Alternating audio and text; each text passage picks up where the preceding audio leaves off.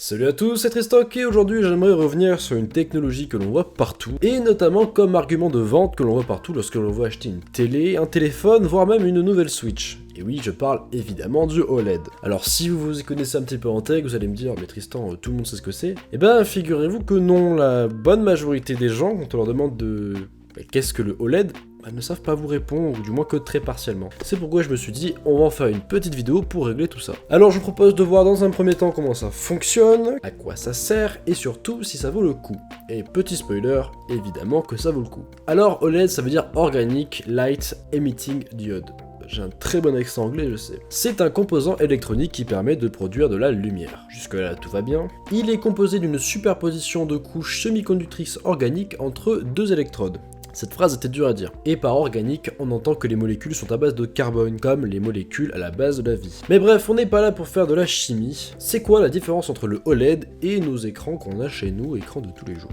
Faut savoir que nos écrans classiques utilisent une technologie appelée LCD. LCD, Liquid Crystal Display. Voilà, je pose ça là. Une technologie qui utilise des cristaux liquides rétroéclairés. Le OLED, lui, n'a pas besoin de rétroéclairage grâce à ses propriétés électroluminescentes, qui lui permet des dégradés de gris beaucoup plus importants et surtout une épaisseur bien inférieure à celle des écrans LCD. Un autre avantage du OLED, c'est que ses couches sont flexibles. On parle là de technologie FOLED. F pour flexible, OLED, on a déjà vu les termes.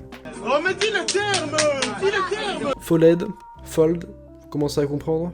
Et oui, la technologie FOLED permet de plier des écrans, et je trouve ça super stylé. Et on trouve d'autres technologies dérivées du OLED, comme le QD OLED, ou appelé QLED, développé par Samsung, qui vise à combiner les avantages du OLED avec ceux des points quantiques. En gros, les diodes OLED génèrent une lumière bleue qui est ensuite filtrée par les points quantiques pour obtenir des couleurs bleu, rouge, vert pures. Et ne me demandez pas plus de détails, je ne saurais pas vous expliquer. Et pour la petite histoire, le OLED, qui paraît être une technologie très récente, ne l'est en fait pas du tout. C'est une technologie dont le brevet a été déposé en 1987 par Kodak, qui était à l'époque le leader de tout ce qui touchait à la technologie de l'image. Mais du coup, concrètement, le OLED et tous ses dérivés, à quoi ça nous sert au quotidien ? Eh bien, à pas mal de choses, car sur nos télés, le OLED nous permet d'avoir des noirs beaucoup plus profonds et des dégradés de gris bien plus intenses, ce qui nous apporte donc une image beaucoup plus belle et beaucoup plus profonde. Je vous assure, comparer un écran OLED de qualité avec une télé LCD de qualité, vous verrez vraiment la différence. Et tout ça s'explique tout simplement parce que les écrans LCD classiques disposent d'un rétroéclairage qui nous empêche donc d'avoir des noirs profonds, car il y a forcément une lumière derrière. Ce sera donc des gris foncés, mais des gris quand même. Et la technologie OLED, comme on l'a vu précédemment, permet d'avoir des écrans très fins et pliables, qui nous permet donc d'avoir des téléphones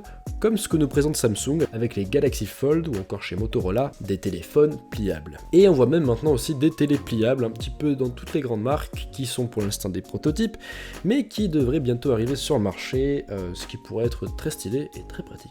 Et par expérience, le OLED est aussi plus agréable pour les yeux, j'ai l'impression, vu que on est moins chargé de lumière. Ça c'est peut-être qu'une théorie de ma part, mais mon téléphone qui a un écran OLED me fait moins mal aux yeux que mon précédent. Mais alors, cette technologie serait-elle parfaite ? Eh bien non, il y a quand même quelques petits inconvénients évidemment. Le premier, outre son coût, car en principe le OLED est quand même bien plus cher que le LCD classique pour l'instant, eh bien c'est sa durée de vie. Un écran LCD classique a une durée de vie d'en moyenne 50 000 heures, ce qui est énorme, tandis qu'un écran OLED classique, lui, a une durée de vie d'environ 14 000 heures. Bon, 14 000 heures, ça a l'air peu comme ça, mais en fait ça représente quand même 2 ans d'écran allumé 24/24, donc si vous l'allumez 5 heures par jour, voilà, je vous laisse faire le calcul, votre écran a une durée de vie d'environ 8 ans, ce qui est quand même pas mal. Cependant, il est important de rappeler que c'est une technologie toujours en cours de développement et que chaque année on a de nouveaux progrès, et plus le temps passe, plus on arrive à augmenter la durée de vie de ces écrans OLED. Déjà avec les écrans FOLED, on arrive à pousser cette durée de vie à 20 000 heures, ce qui est déjà pas mal. Et bonne nouvelle, les entreprises DisplayLink et Toshiba ont réussi à développer un prototype avec une durée de vie de plus de 50 000 heures, donc supérieure à la moyenne des écrans LCD.